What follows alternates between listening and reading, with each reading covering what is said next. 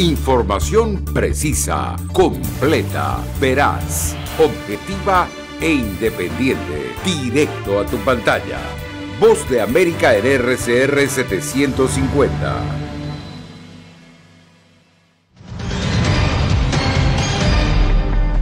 Están viniendo enfermos. Algunos tienen fiebre por infecciones. Siguen llegando a Nueva York migrantes desde estados fronterizos. Denuncian que algunos están infectados por COVID-19. Estados Unidos suspende el envío gratuito de pruebas caseras de coronavirus. Además, en medio de temores de un posible desastre nuclear, misión de la ONU llega a inspeccionar la planta de Zaporizhia en Ucrania. Y la NASA aplaza el lanzamiento de la primera misión a la Luna en 5 décadas.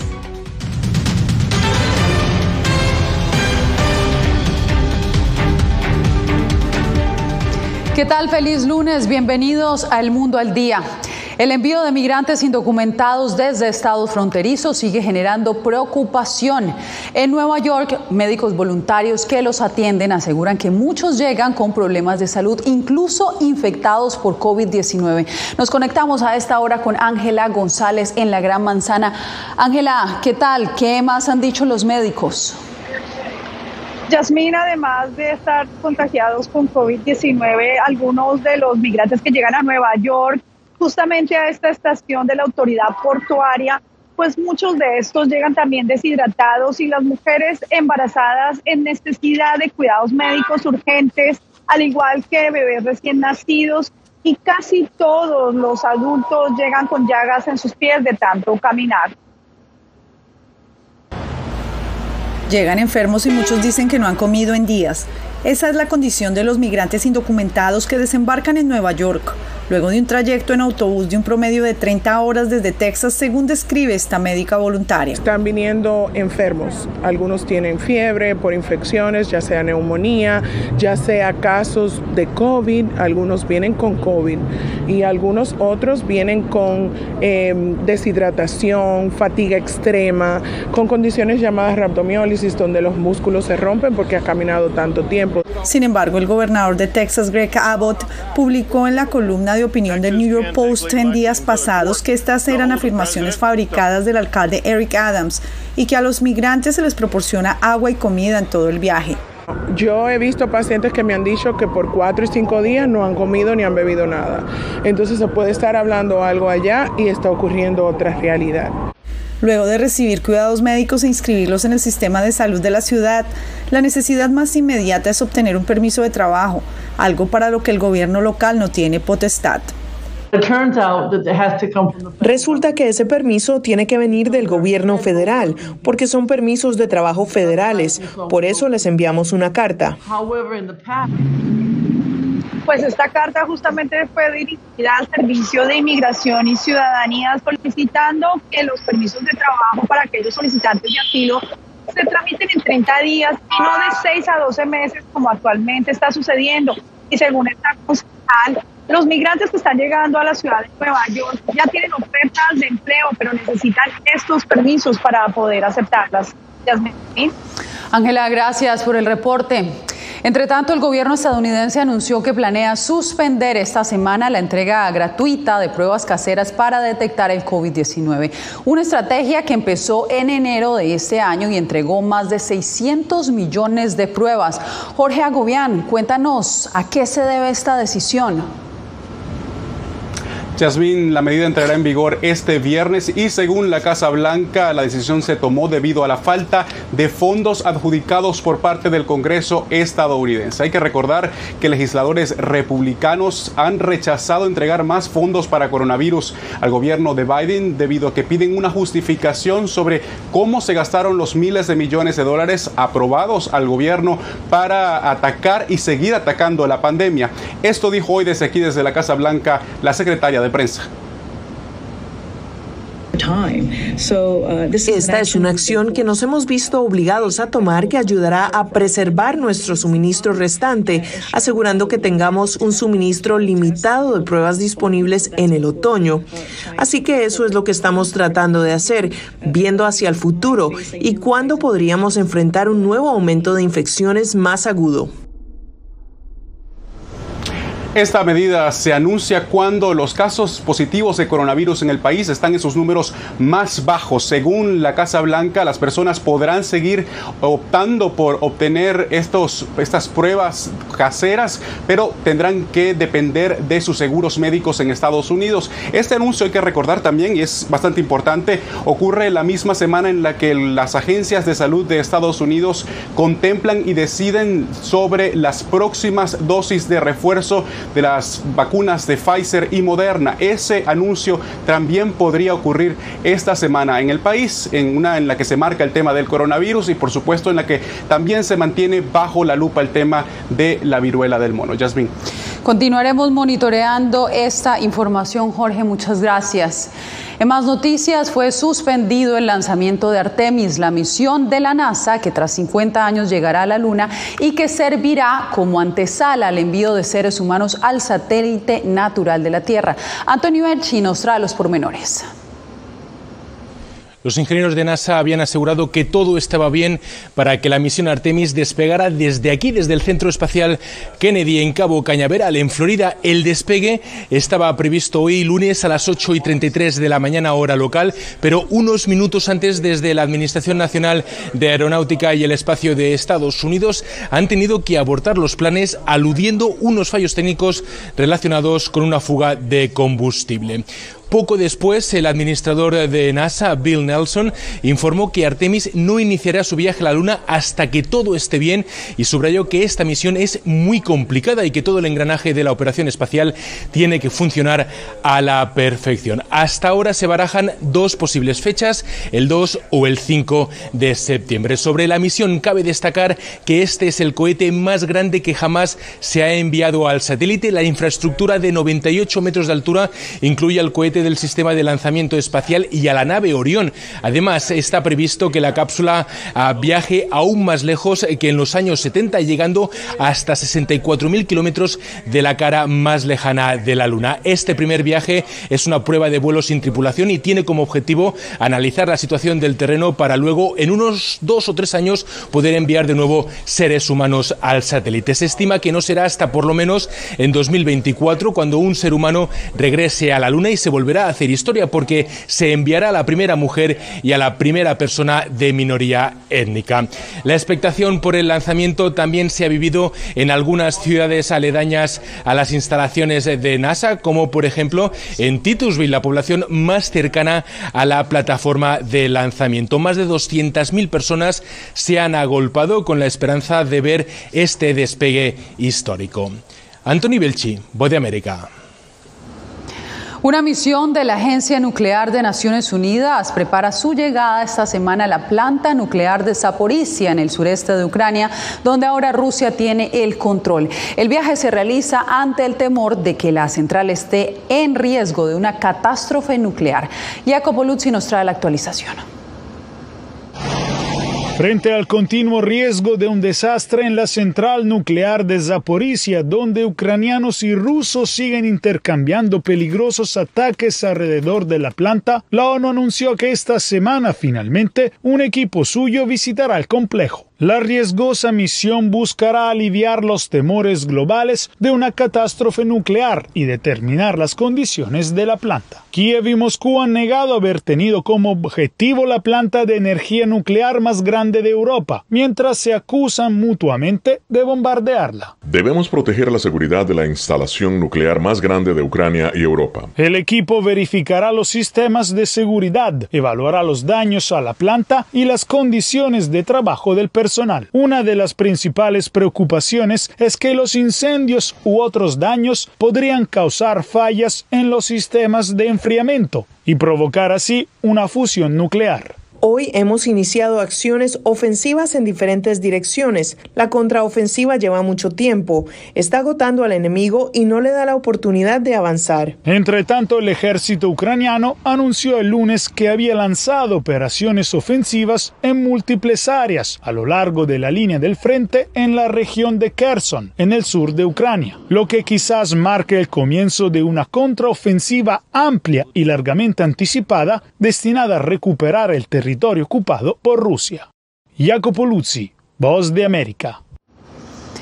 En California, un grupo de estudiantes ucranianos de la Universidad de Stanford está ayudando a sus compatriotas ofreciendo servicios y consultas gratuitas vía telemedicina para quienes en su país han sido impactados por la guerra.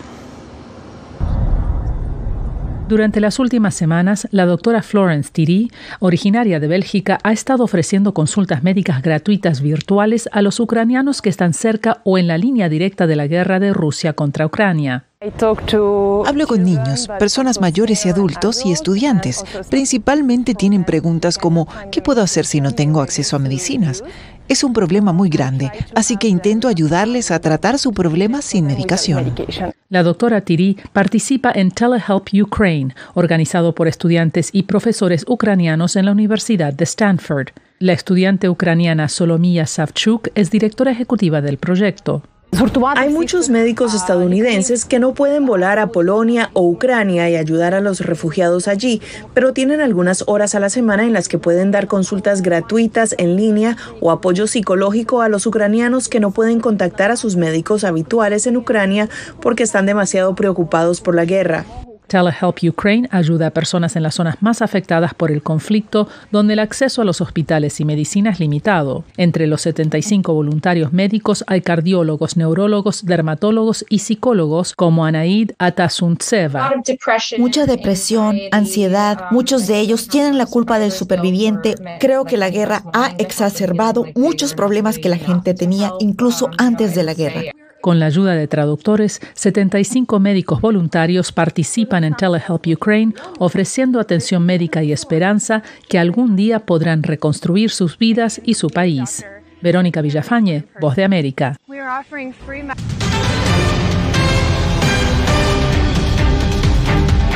Con el regreso de sus embajadores, Venezuela y Colombia reanudaron oficialmente sus relaciones diplomáticas. Adriana Núñez Rabascal nos trae el reporte.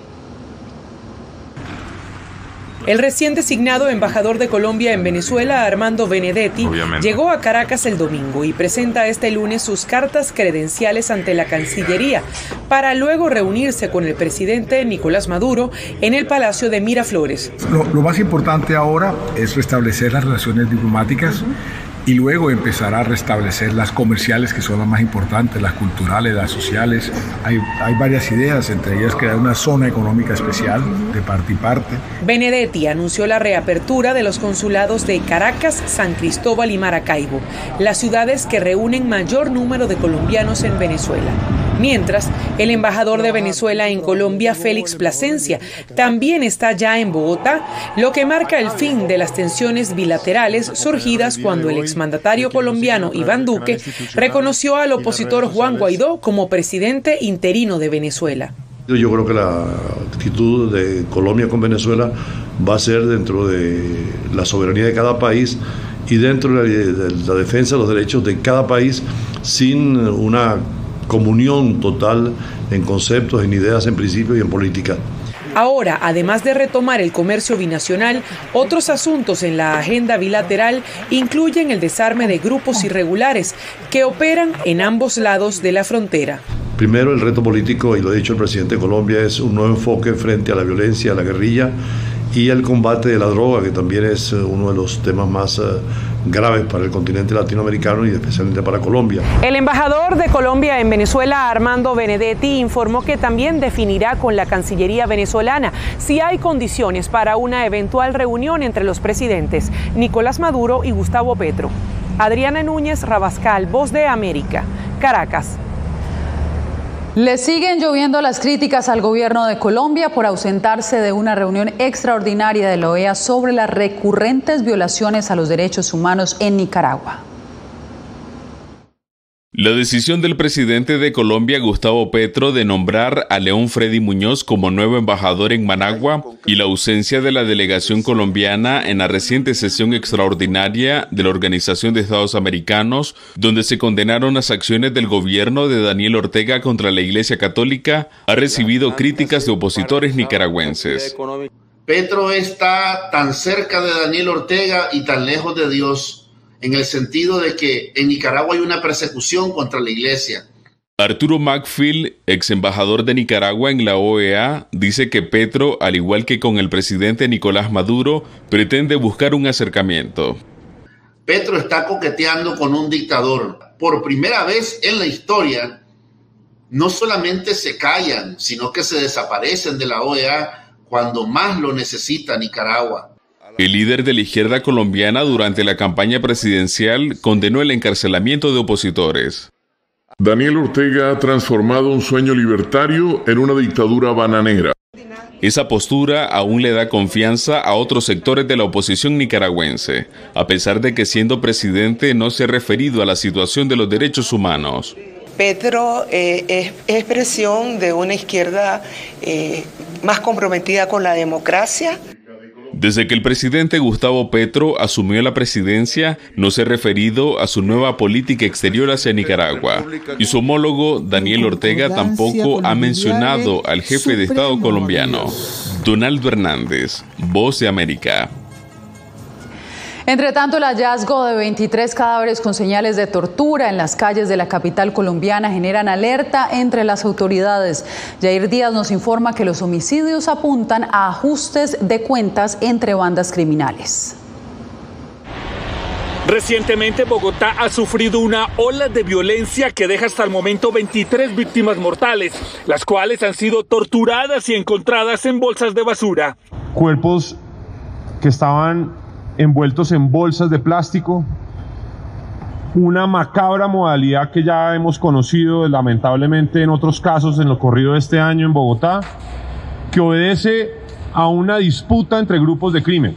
Las autoridades atribuyen estos crímenes a una banda criminal transnacional por disputas asociadas al tráfico de drogas. El Tren de Aragua es la principal responsable de los casos que hemos encontrado en Bogotá de homicidios en donde los cuerpos son dejados en bolsas en el espacio público en distintas zonas de la ciudad. Son 8 los distritos en Bogotá en los que han aparecido los cuerpos. Las autoridades de Colombia hacen un llamado a las autoridades de América Latina para poder dar captura a los integrantes del Tren de Aragua, una banda cuya sede se ubica en ese estado de Venezuela. Una vez caracterizado la organización criminal transnacional que está detrás de todo esto, que no solamente en Colombia, en la ciudad de Bogotá, sino afecta a otros países de Latinoamérica con las mismas modalidades, producto de narcotráfico, microtráfico. Ante los recientes hallazgos de cuerpos encontrados en las calles de Bogotá, se realizará el próximo miércoles el primer Consejo de Seguridad con el presidente Gustavo Petro.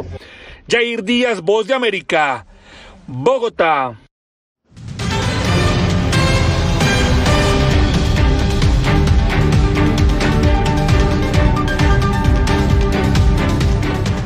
Un equipo de médicos estadounidenses se encuentra en Guatemala como parte de un proyecto que busca brindar apoyo humanitario y entrenar a sus colegas en ese país. Ya me habían hablado de que podía pasar 1 año o 2 años para lograr obtener la córnea. Y es una bendición de que vino esta ayuda desde Estados Unidos. Pues yo me siento alegre, porque ya quiero ver la claridad del mundo. La verdad es que yo no veo, pues nomás tantito así. Luis y Armando son 2 de los 9 pacientes que recibieron una donación de córnea y fueron operados en la Unidad Nacional de Oftalmología con el apoyo médico del equipo del Comando Sur de Estados Unidos y el proyecto Heart 22. De momento han traído 9 córneas, pero también se han hecho 40 cataratas, 40 cirugías de cataratas. En total son más de 50 especialistas que actualmente están en Guatemala, brindando apoyo en las áreas de oftalmología, odontología y ortopedia.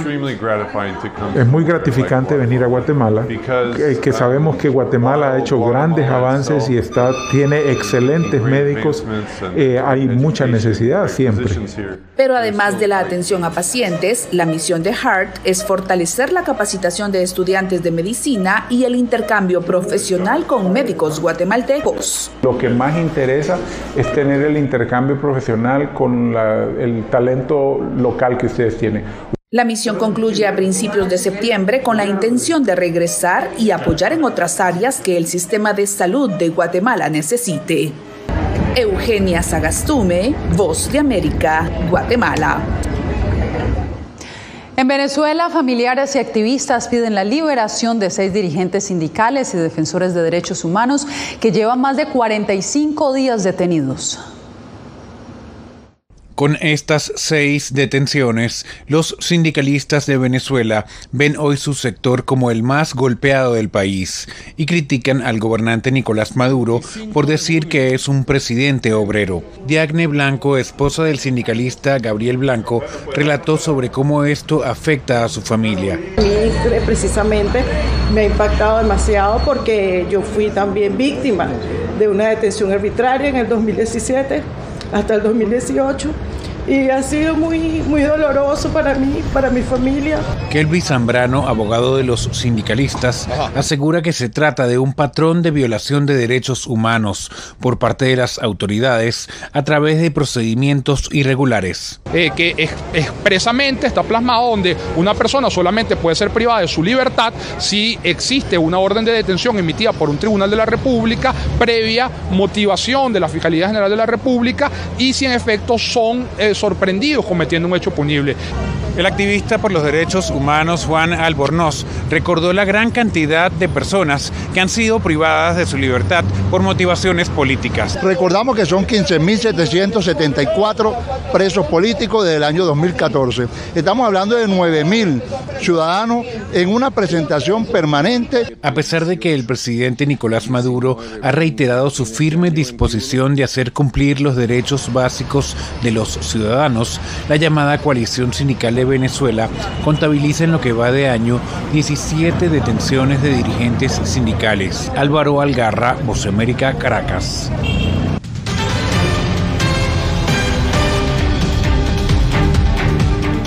Más de 60 adolescentes que viven en zonas de violencia en Colombia se forman en periodismo audiovisual por medio de un proyecto de noticias que lidera la Universidad del Rosario con apoyo del Reino Unido. Karen Sánchez nos cuenta de qué se trata. Podemos expresar lo que nosotros sentimos, lo que nosotros hemos vivido y también digamos que podemos compartir nuestras historias y las historias de los demás con personas que muchas veces creen que la guerra o lo que nosotros vivimos no es realidad. Ha sido una oportunidad para poder liberarnos, digamos, de esa sombra negra que nos ha trozado muchas vidas. Alejandra pidió proteger su identidad para preservar su seguridad. Otros jóvenes que como ella han vivido en un contexto violento en Colombia se han convertido en periodistas a través de Mi Historia, un programa que les enseña no solo sobre esta profesión, sino a reconocer sus valores. Tiene el objetivo la prevención de reclutamiento. Trabajamos con los factores psicosociales que están como atrás de reclutamiento ilícito, como el bajo autoestima, el bajo autoeficacia.